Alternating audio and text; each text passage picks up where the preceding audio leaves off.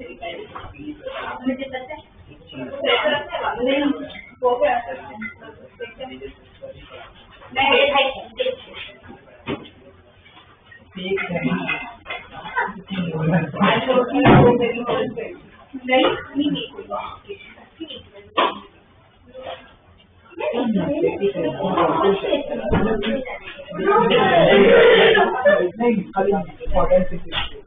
वो अपने पास सही से पहले चेक कर लो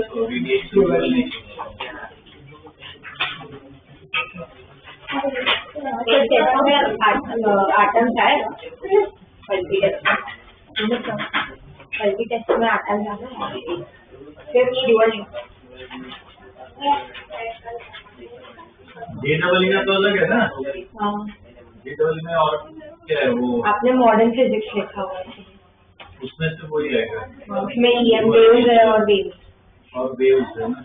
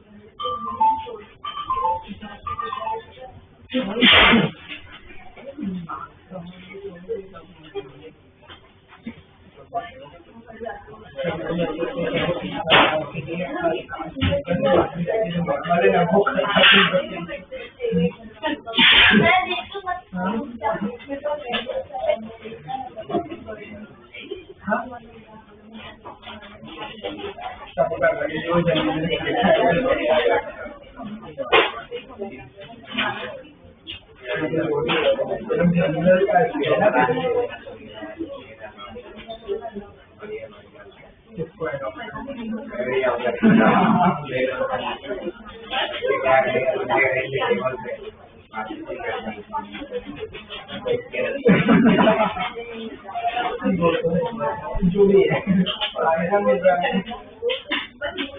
उसकी घर पे जाने का अपनी घर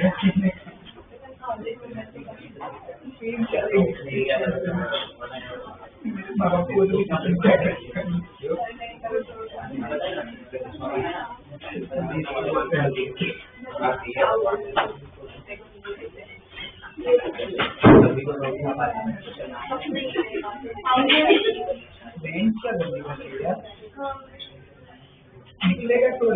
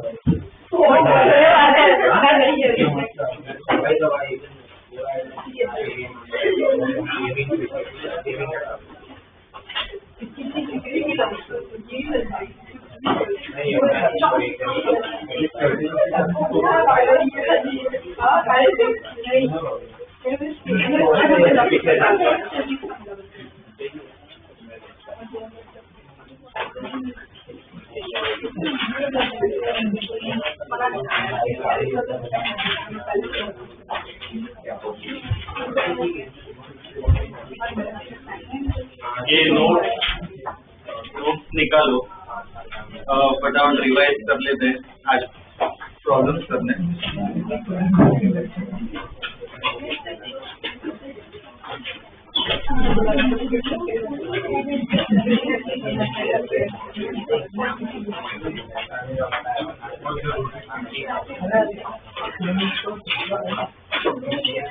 नोट्स में बोर्ड मॉडल बोर मॉडल हमने पढ़ा था, निकालो वो बोर मॉडल फटाफट, उसको रिवाइज करते हैं।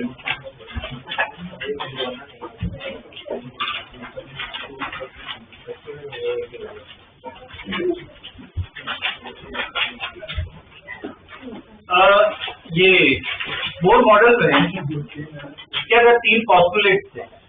तो पॉस्टुलेट का पता हो नहीं, पहला क्या था,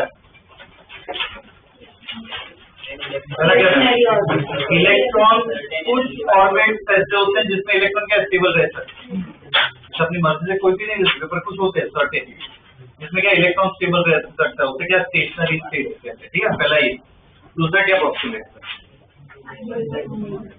एंगुलर मोमेंटम जो होता है वो क्या है, h/2π का इंटीजर मल्टीपल होता है। मतलब इक्वेशन क्या है, mvr इक्वल टू nh/2π, एक इम्पोर्टेंट इक्वेशन है। और तीसरा पॉस्टुलेट क्या था कि अगर एनर्जी लेवल चेंज होता है इलेक्ट्रॉन का, तो फोटोन क्या है रिलीज होता है, तो उसकी इक्वेशन भी हमने देखी थी। जो एनर्जी डिफरेंस होता है EI माइनस EF, वो किसके बारे होता है, h न्यू। ठीक है ना, न्यू क्या है, फ्रीक्वेंसी ऑफ फोटोन। कितना स्टडी किया, उसके बाद हमने वो रेडियस स्पीड वो सब डिराइव किया था, एनर्जी वो सब स्टडी किया था ना। तो ध्यान रखना है, आज हम प्रॉब्लम जो ये सब पॉइंट ध्यान रखना है, काम आएंगे। और मेन 2 इक्वेशन से डिराइवेशन होता है। एक इक्वेशन कौन सी है, mvr इक्वल टू nh/2π। दूसरी इक्वेशन हमने कौन से लिखी थी डिराइवेशन में, एक mvr इक्वल टू nh/2π तो आएगा ही। दूसरी इक्वेशन कौन सी है, फोर्स की, Fc इक्वल टू क्या होगा, Fc, मतलब सेंट्रीफ्यूगल फोर्स और इलेक्ट्रोस्टैटिक फोर्स सेम करना है। mv²/r इक्वल टू क्या हो जाएगा, k/r²। ये दो को सॉल्व करो तो v और r आएगा। तो हमने v और r की इक्वेशन भी बनाई थी। क्या था, देखो r का फॉर्मूला क्या है, 0.529 इंटू एक्स्ट्रा, और v का क्या है 2.1 मीटर पर सेकेंड, क्या गया था। उसके बाद हमने टाइम पीरियड भी लिखा था। टाइम पीरियड के लिए क्या प्रोपोर्शनल देखो, n³/z², और उसके बाद क्या लिखा था, एनर्जी। एनर्जी में 2 एनर्जी आती है, काइनेटिक और पोटेंशियल। कैसे डिराइव करोगे, देखो k का फॉर्मूला क्या है, mv², v की इक्वेशन डाल दोगे तो क्या आ जाएगा। पोटेंशियल का क्या होगा फॉर्मूला, k/r, तो उससे u मिल जाएगा। और टोटल एनर्जी चाहिए तो दोनों को ऐड करो, तो अपनी एनर्जी का भी फॉर्मूला आया था, -13.6, तो उसका यूनिट क्या था, इलेक्ट्रॉन वोल्ट eV। और रिलेशन एक और काम आएगा, ये जो हमने इक्वेशन लिखी 13.6 वो तो E की थी, तो उसको मुझे k निकालो, क्या होता है -E, और u निकालना तो u। ठीक है, ये हमने स्टडी किया था। तो कुछ और पॉइंट्स है ना स्टडी करने हैं, बाद में प्रॉब्लम्स करते हैं। इसमें कंटिन्यूएशन में लिखो, कोई टॉपिक नहीं है इसमें, सब लिखना है। लिखो energy levels of hydrogen atom, energy level, energy level of hydrogen atom.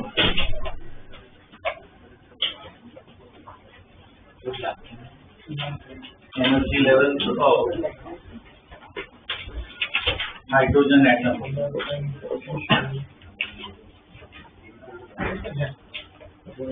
तो हाइड्रोजन एटम की बात कर रहे थे, उसमें लिखो Z इक्वल क्या हो जाएगा 1।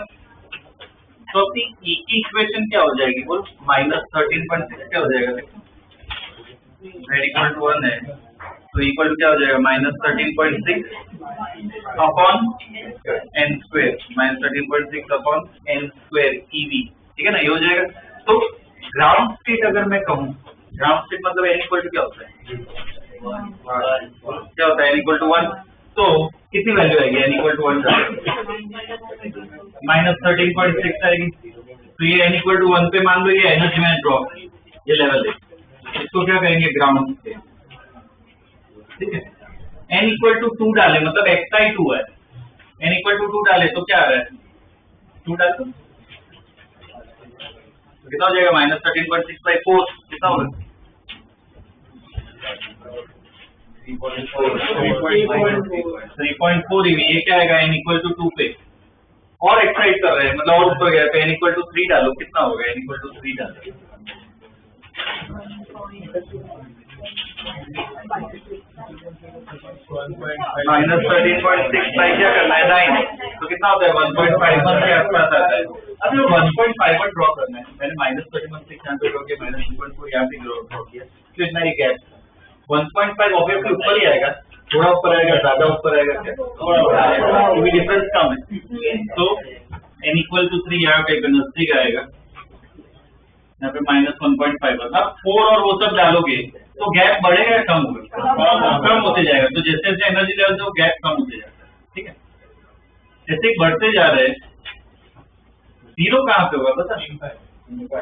एनर्जी जीरो कहाँ पे होगी? इनफाइनाइट पे। इसका मतलब इनफाइनाइट का मतलब इलेक्ट्रॉन क्या हट चुका है एटम से, तो ये कौन सा केस हो गया? आयनाइजेशन का हो गया, आयनाइज होगा, ठीक है। और एक और पॉइंट इसमें जो काम आएगा, जैसे ग्राउंड स्टेट होता है, अगर मैं कहूँ इलेक्ट्रॉन है फर्स्ट एक्साइटेड स्टेट में, मतलब कहाँ पे n इक्वल टू 2, ध्यान रखना ये कौन सा है? फर्स्ट एक्साइटेड स्टेट, ठीक है ना। ये n इक्वल टू 3 क्या हो जाएगा? सेकंड एक्साइटेड, ठीक है, ड्रॉ कर लो।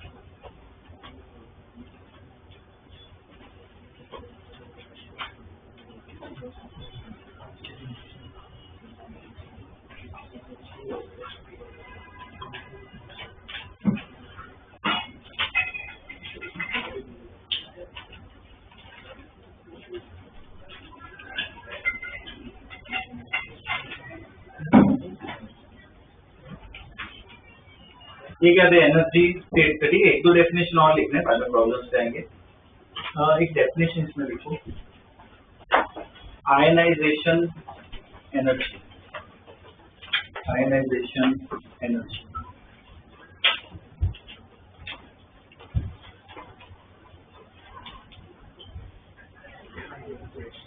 ओके, ये समझते हैं क्या है।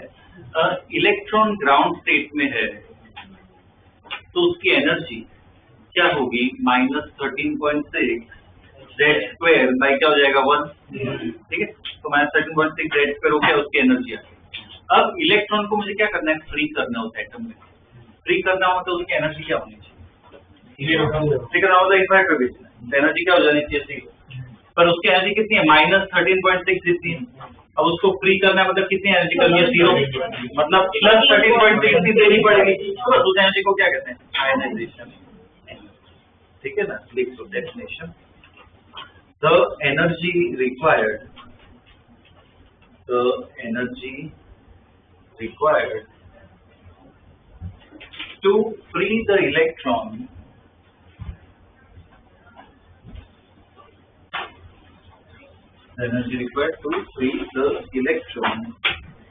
in ground state of an atom. Energy required to free the electron in ground state of an atom is called its ionization energy. Is called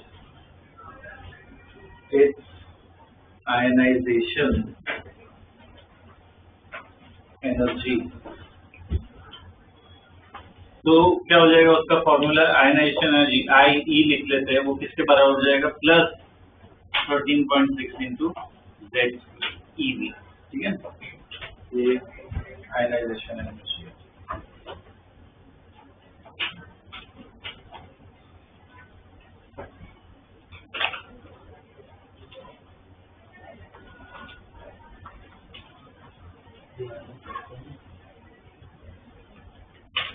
general form में divide by H2 है नहीं, when one ही होता है ना, ground state है। उसे energy वो नहीं कहते, आयनाइजेशन एनर्जी नहीं कहते, वो फिर बाइंडिंग एनर्जी हो गया अलग चीज। ये हो गया। एक और एनर्जी हमें लिखनी है, वो काम आ सकती है। लिखो, डेफिनेशन लिखो, एक्साइटेशन एनर्जी। एक्साइटेशन एनर्जी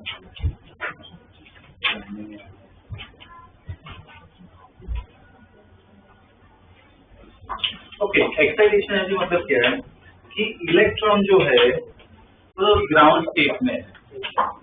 अब इलेक्ट्रॉन को मुझे बाहर नहीं निकालना है, इलेक्ट्रॉन ग्राउंड स्टेट में इक्वल टू 1 पे है, तो मुझे सपोज इधर से इधर पहुंचाना है, तो अब मुझे कितनी एनर्जी देनी पड़ेगी? उसको कहते हैं एक्साइटेशन एनर्जी। हम उसको एक्साइट कर रहे हैं, तो बताओ, सपोज इधर से इधर पहुंचाना हो, कितनी एनर्जी देनी? इसका difference.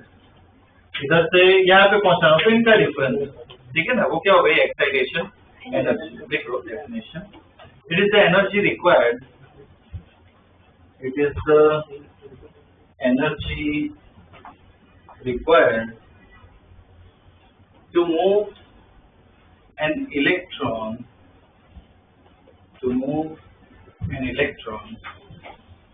from its ground state to move an electron from its ground state to a higher energy state,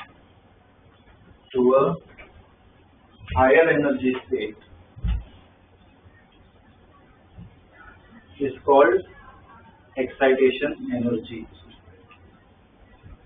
Is called excitation energy. ठीक है, इसमें ही नेक्स्ट लाइन में लिखो first excitation energy. First excitation energy delta E equal to first excitation energy. Delta equal to मतलब first excitation energy मतलब क्या? Ground state में कहाँ पे लेके जाना है? फर्स्ट एक्साइटेशन मतलब n इक्वल टू 2, तो डेल्टा E इक्वल टू क्या हो जाएगा? E2 minus E1। Delta E equal to E2 minus E1। ठीक है, सिमिलरली वो भी लिख लो second excitation energy. Second excitation energy delta E equal to क्या आएगा? E3 माइनस E2 या E1। शुरुआत में कहाँ पे? ग्राउंड स्टेट पे ही होगा, उधर से उधर पहुंचाना है इक्वल टू 3 पे, तो E3 minus E1। Delta equal to क्या आएगा? E3 minus E1। ठीक है ना, किसमें? Second excitation. ठीक है, तो ये सब के चांसेस कम है इसमें पूछने के, केमिस्ट्री में ये सब ज्यादा आता है, पर फिर भी लिखवा। ठीक है ना, अब इसके प्रॉब्लम्स कर लेते हैं। ठीक है, पहले एनसीईआरटी के प्रॉब्लम्स करवा रहा हूँ, उसके बाद कॉम्पिटिटिव लेवल पे करेंगे। ठीक है, तो वो फोन यूज कर सकते हो, कैलकुलेशन में काम आएगा। ठीक है, लिखो question.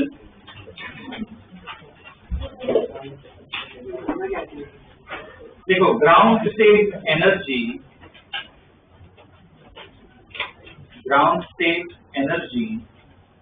of hydrogen atom, ground state energy of hydrogen atom is question में दे रखी है तो मुझे बताओ कितनी होती है ग्राउंड स्टेट एनर्जी और हाइड्रोजन एटम माइनस 13.6 क्या z का बैंक पे z कितना डालोगे 1 और ग्राउंड स्टेट है क्या होगा तो क्या आएगा माइनस देखो minus ground state energy of hydrogen atom is minus 13.6 eV. ठीक है, full stop. Find its kinetic and potential energy in this state. Find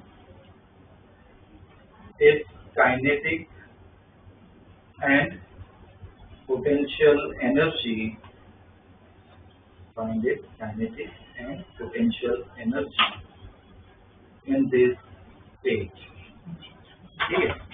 तो डेटा अपने पास क्या है E दे रखा है minus 13.6 EV कैसे निकाले इधर काइनेटिक K पूछा और U पूछा बोलो हमने जितना स्टडी किया उसका यूज करना है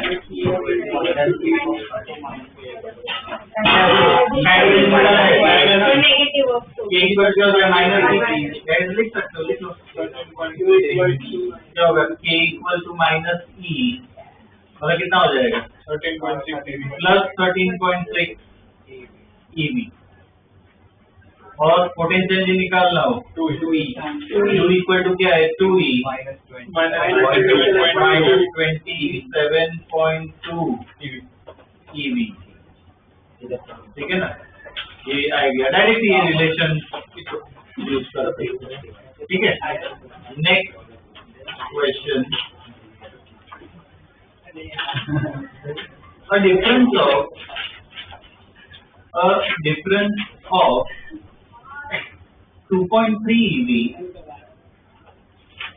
a difference of 2.3 EV separates two energy levels. A difference of 2.3 EV separates two energy levels in an atom. Separates two energy level in an atom. Take first one.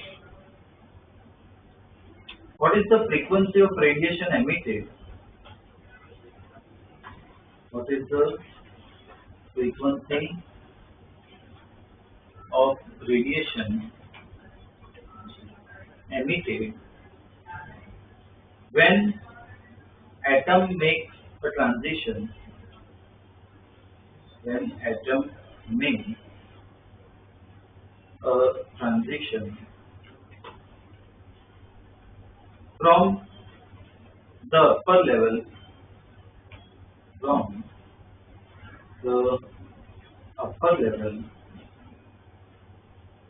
to a lower level. From the upper level to the lower level. ठीक है अब इसमें देखो ध्यान से आराम से करते हैं ये डिस्कस पहले मुझे ये बताओ ये पहला स्टेटमेंट क्या क्या मीनिंग है पहले स्टेटमेंट डेल्टा ई दे रखा है 2.3 है ना एनर्जी पर मुझे बता सकते हो इधर डेल्टा ई 2.3 EV है मतलब कौन सा स्टेट है जैसे n इक्वल टू 1 से n इक्वल टू 3 है n इक्वल टू 1 से 4 है 2 से 3 है कुछ भी हो सकता है ना तो पता कर सकते हैं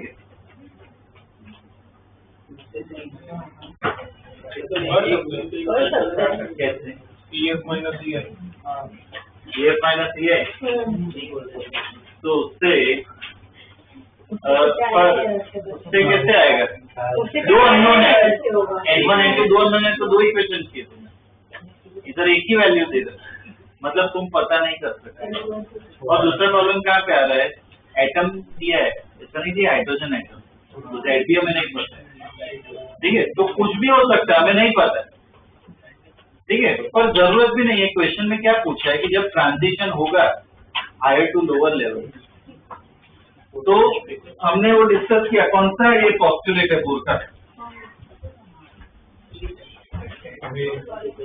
जैसे एनर्जी लेवल है मान लो इनिशियल इधर है फाइनल यहाँ पे इलेक्ट्रॉन ऐसे हाई से लो ट्रांजिट कर रहा है तो फोटोन बाहर निकलेगा, इसकी फ्रीक्वेंसी न्यू। मोर का कौन सा पोस्टुलेट है? थर्ड पोस्टुलेट है ना। ये जो फोटोन की एनर्जी एच न्यू किसके बराबर होता है? डेल्टा ई एफ बाय सी है ना, डेल्टा ई के बराबर होगा, फिर से न्यू आ जाएगा। करो कैलकुलेट कर लो, एच की वैल्यू पता है 6.63 into 10 न्यू निकालो। ये ऐसे ड्रॉ करना है, ऐड करो। एनसीआर का तो प्रॉब्लम लिखना पड़ेगा थोड़ा।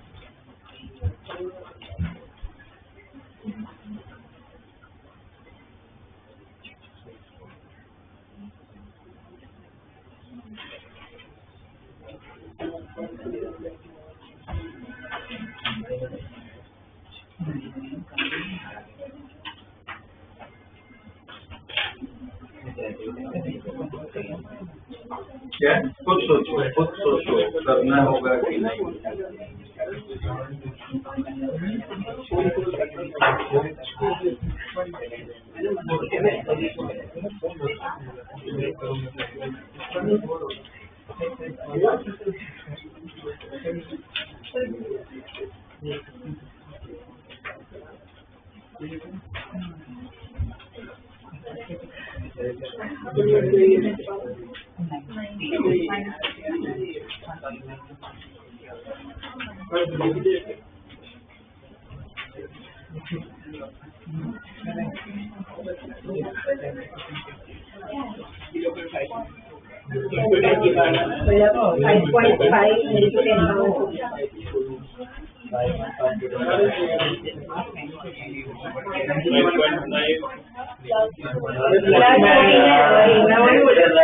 मेरा तो प्लस ही है, लेकिन चेक करने गई थी, मेरा तो प्लस ही है। कौन सा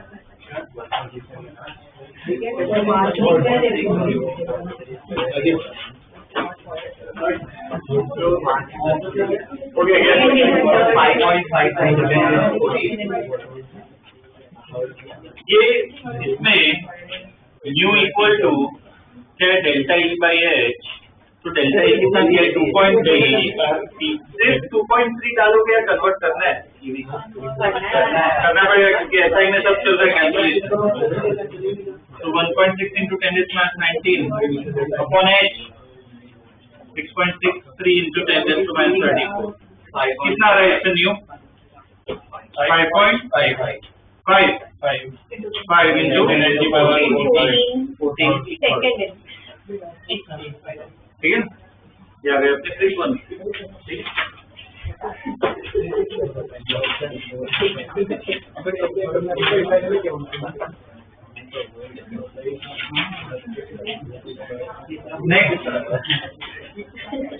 नेक्स्ट क्वेश्चन देखो। Radius of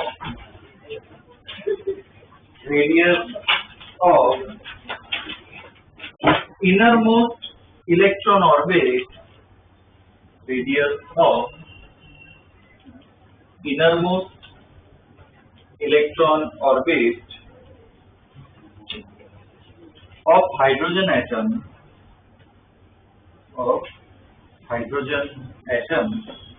is 5.3 into 10 is minus 11 meters। 5.3 into 10 is to minus 11 meters। ठीक है, find the radius of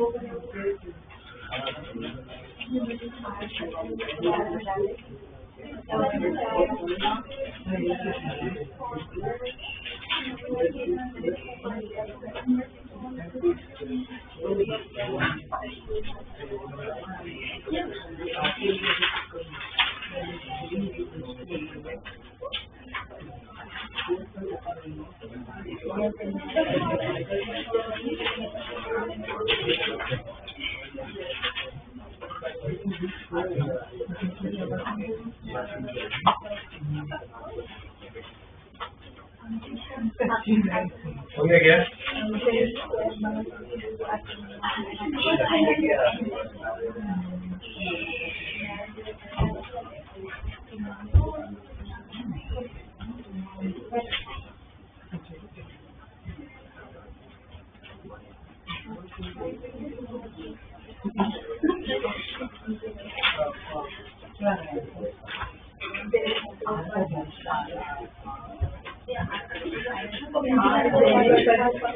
इसमें देखो MBR equal to NH upon 2 pi, तो यहाँ से क्या है R सब्स्टिट्यूट करो, तो R इक्वल टू क्या लिख सकते हैं NH अपॉन 2 पाई MB। भाई फोर्स की इक्वेशन है तो इधर से देखो V स्क्वायर इक्वल टू क्या लिख सकते हैं ZE स्क्वायर, एक आप तो कैंसिल हो जाएगा, 4 pi epsilon not MR, R को यहाँ पे डाल दो, तो इसको सॉल्व करोगे तो V आ जाएगा। कितना आ रहा है V से?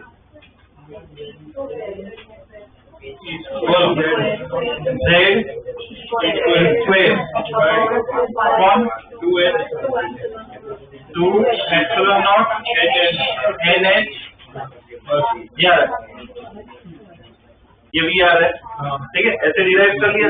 अब इससे पहले वाले क्वेश्चन में वो वैल्यू दे रखी थी 0.53 से दे रखा था, इस क्वेश्चन को वैल्यू नहीं दे रखी है, तो क्या करोगे? हाँ, पर क्या करना पड़ेगा इसके बाद? क्या लिखना पड़ेगा कि E की वैल्यू, एप्सिलॉन नॉट, ये H, वो सबकी वैल्यू तुम्हें लिखनी पड़ेगी, कैलकुलेट मत करना।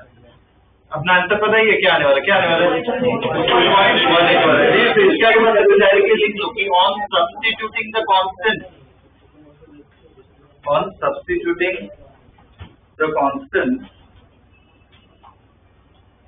क्या आ जाएगा? B इक्वल टू 2.18, Z भी 1 डालते ना, तो क्या आ जाएगा 2.18 into 10⁶ upon N, 2.18 into 10⁶ upon N metres पर सेकेंड। अब N इक्वल टू 1, 2 और 3 दोनों के लिए कैलकुलेट कर लो, तीनों के लिए V1, V2, V3 लिख लेना।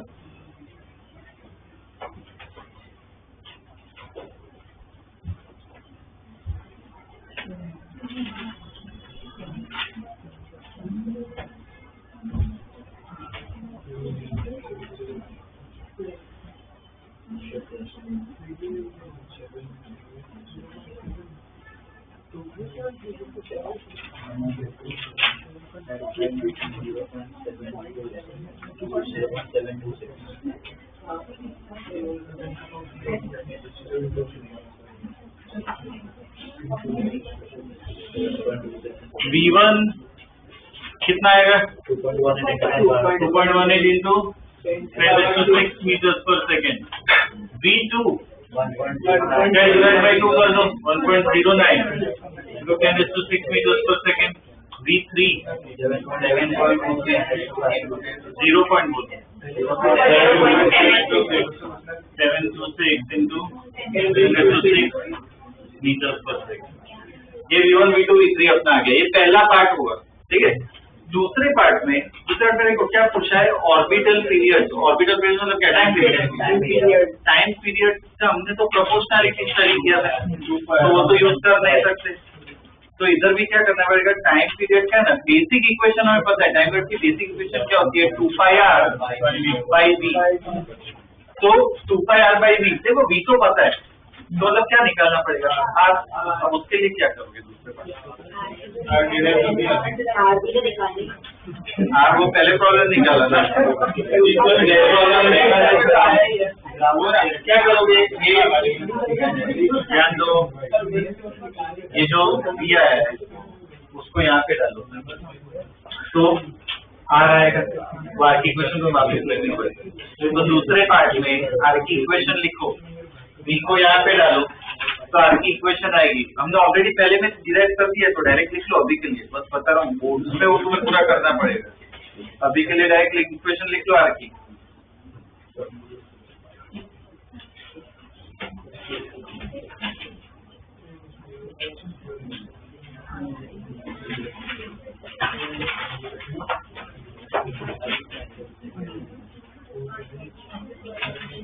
प्रीवियस क्वेश्चन में से आरकी डायरेक्ट इक्वेशन लिख लो, उसको करने की जरूरत नहीं है। 0.59 वाली क्या कौन सी वाली क्वेश्चन? वो मतलब ऐसी इक्वेशन ये जो इक्वेशन को वैसे लिख नहीं 5.3 वाला फर्क नहीं पर 5.3 लिख लीजिए आरकी इक्वेशन। अब इसमें भी लिखना है कि substituting the values of constant, ऐसे लिखना है substituting the values of constant, substituting the values of constant, तो R कितना आएगा 5.3 into 10⁻11 और क्या था डेट वन ही डालना है n स्क्वायर मीटर। अब सेम R1 R2 R3 निकालो,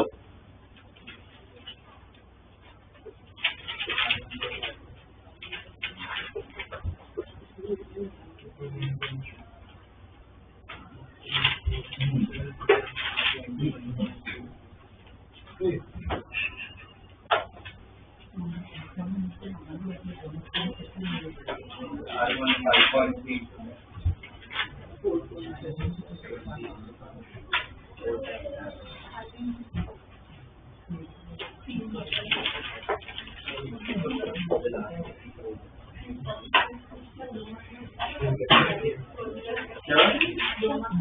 ये पूरा क्वेश्चन आएगा तो 3 मार्क्स का है, दोनों पार्ट अगर आए 3 मार्क्स का क्वेश्चन आएगा।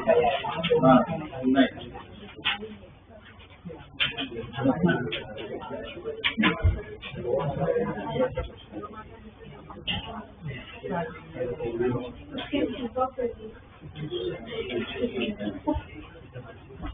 कैलकुलेट कर लिए क्या R1 R2 R3। अब टाइम पीरियड निकालना है तो T1 सपोज निकालना है, तो T1 के लिए क्या इक्वेशन लिखोगे 2πr1 by V1, ये सबकी वैल्यूज आ चुकी है तो T1 निकालो। वैसे ही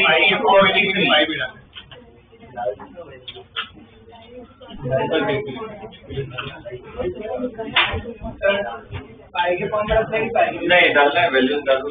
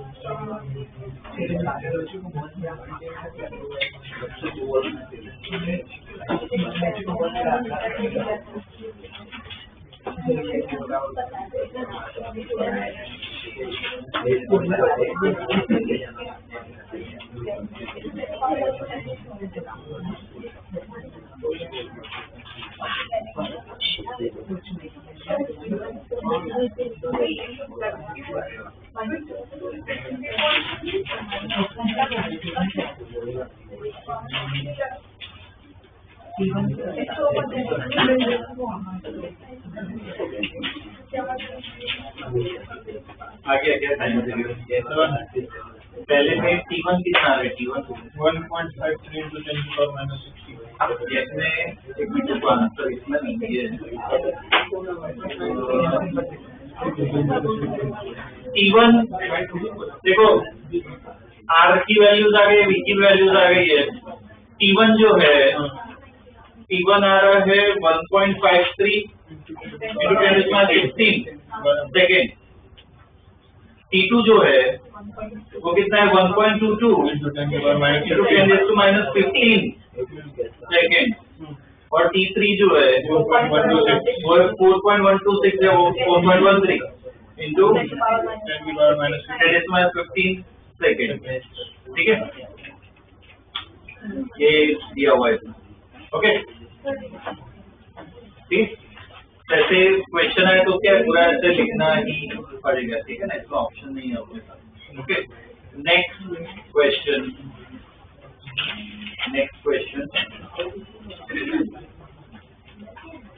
it is found experimentally, NCERT का ही अभी एनसीईआरटी का ही है। It is found experimentally that 13.6 EV is required.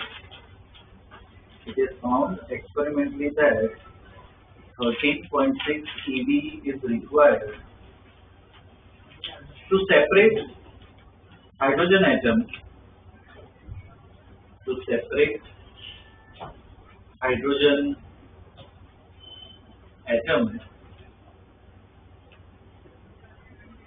into a proton and electron,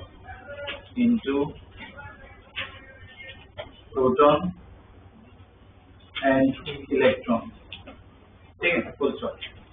Compute the orbital radius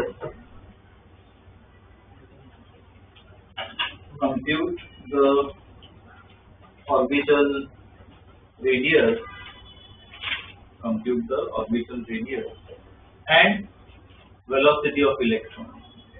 Compute the orbital radius and velocity of electron. ठीक है, ये अपने आप ट्राई करना पूरा कि एनसीईआरटी का है तो खुद सोचना कि कैसे डायरेक्ट तो फॉर्मूला लगा नहीं सकते है ना। इसका यूज करना है, जो डेटा दिया है ना उसका यूज करना है। डेटा क्या दिया हो बताइए, 13.6 क्या है? Ionization energy. तो इससे क्या लिख सकते हो, ई को क्या लिख सकते हो, डायरेक्ट लिख सकते हो -13.6 EV, ये लिख सकते हो। ये तुम्हारे पास डेटा है। अब इसको यूज करके, ये -13.6 को यूज करके तुम्हें क्या निकालना है? R निकालना है और V निकालना है। ये खुद ट्राई करो, डायरेक्ट R V का फॉर्मूला यूज नहीं करना।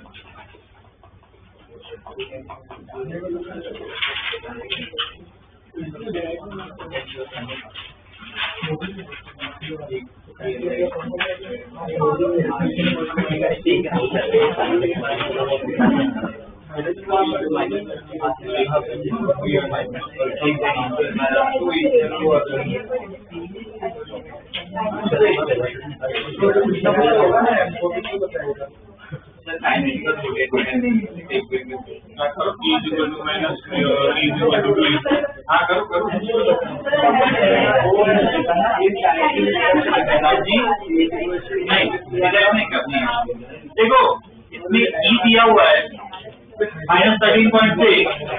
अब सपोज V निकालना है तो अपने काइनेटिक एनर्जी का फॉर्मूला K इक्वल क्या होता है? Half mv square. और एक और रिलेशन है ना,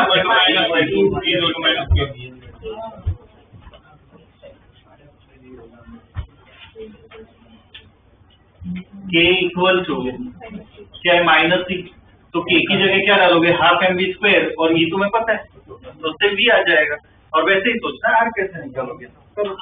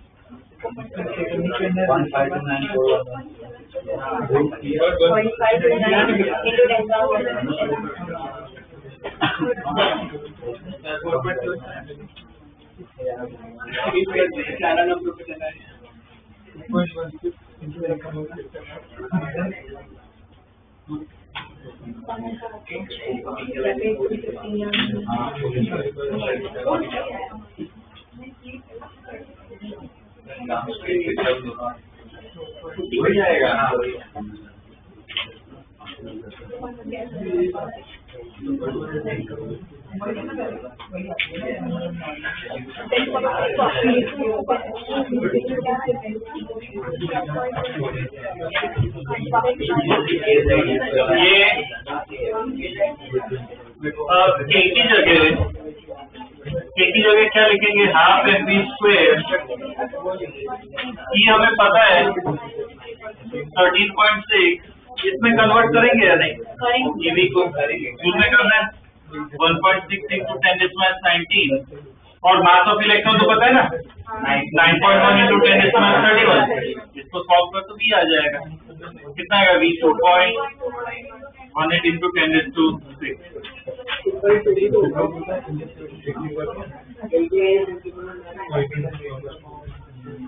ठीक है, इधर से v आएगा।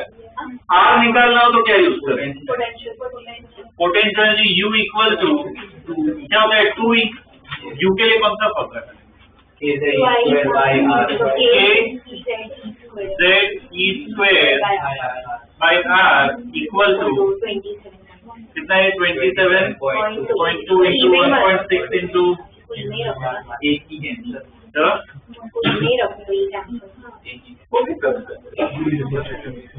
तो इससे r निकल जाएगा इसकी और सबकी वैल्यूज पता है ठीक है ना उससे r निकल जाएगा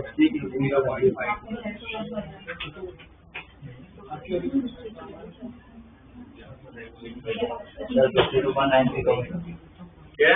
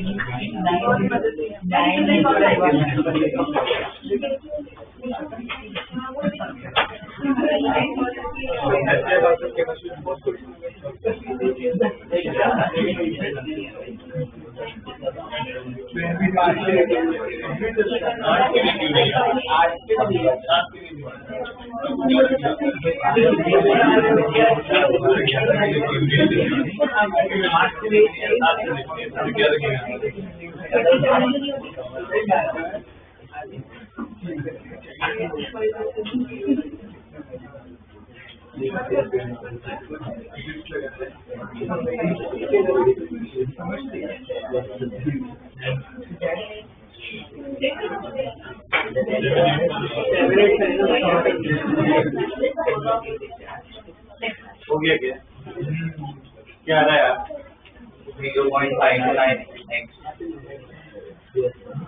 लिखा है वही आंसर आने वाला है ना कैलकुलेशन टाइम की जरूरत नहीं बस ऐसे इक्वेशन ढंग से लिखो डायरेक्ट आंसर लिख लो क्या आएगा 0.529 एंगस्ट्रॉम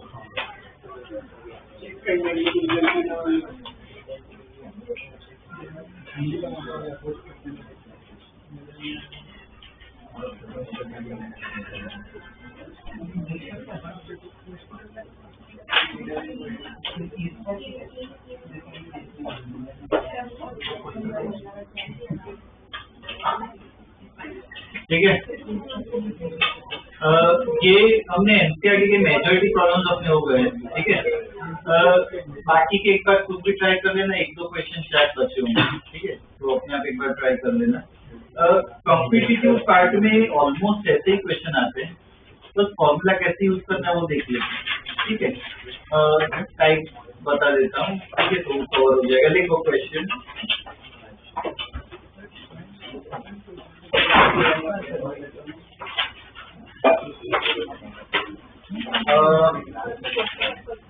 देखो इलेक्ट्रॉन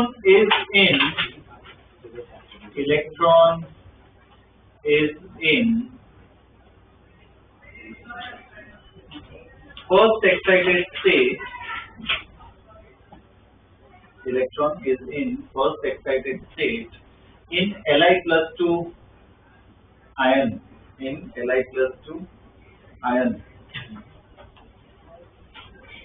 ठीक है इतना ही दिया हुआ पहला लिखो find its radius and speed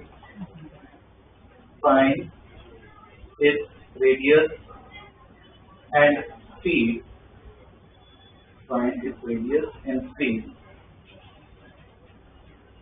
दूसरे पार्ट में find its total energy comma Ke kinetic energy comma Pe potential energy and binding energy Be and binding energy Be ठीक है दूसरे पार्ट में ये पूछा जाएगा तीसरे पार्ट में लिखो find energy required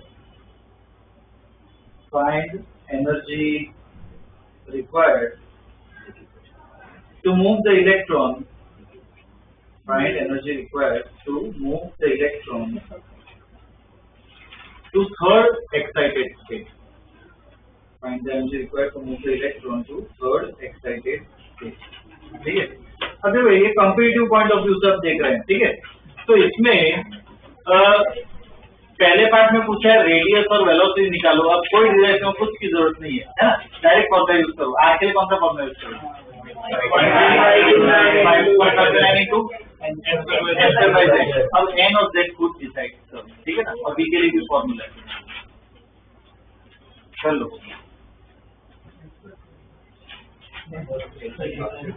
पूरा सॉल्व कर लो प्रॉब्लम।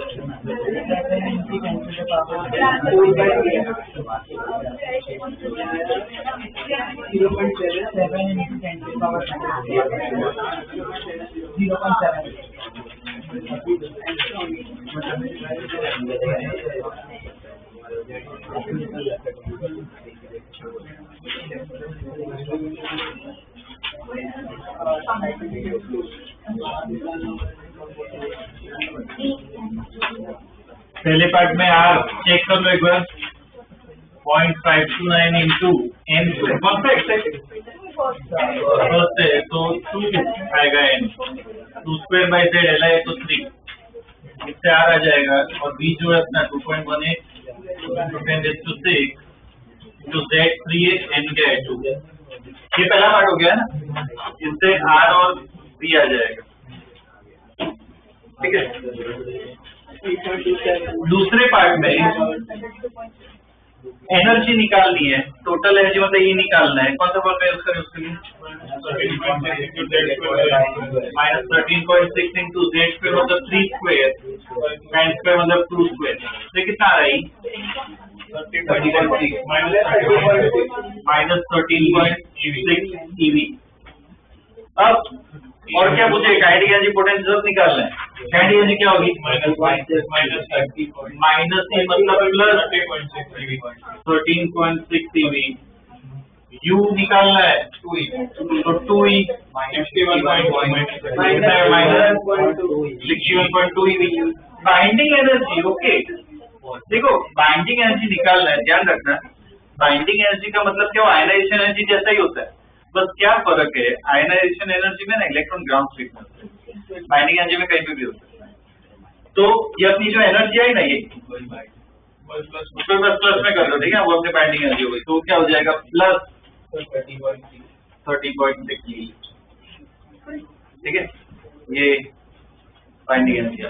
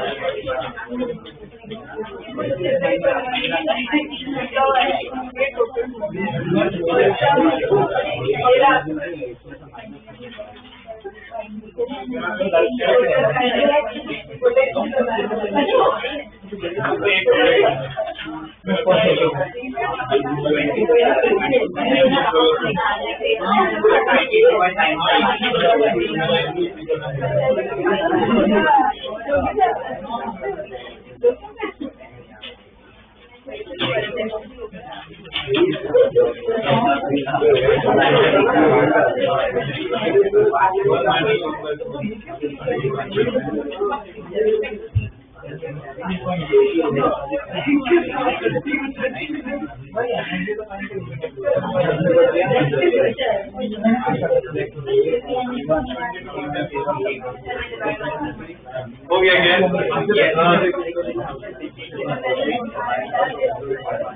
थर्ड पार्ट जो है, थर्ड पार्ट में क्या पूछा है? Energy required. एनर्जी रिक्वायर्ड मतलब डेल्टा ई निकालना है। तो क्या हो जाएगा? EF माइनस ई है।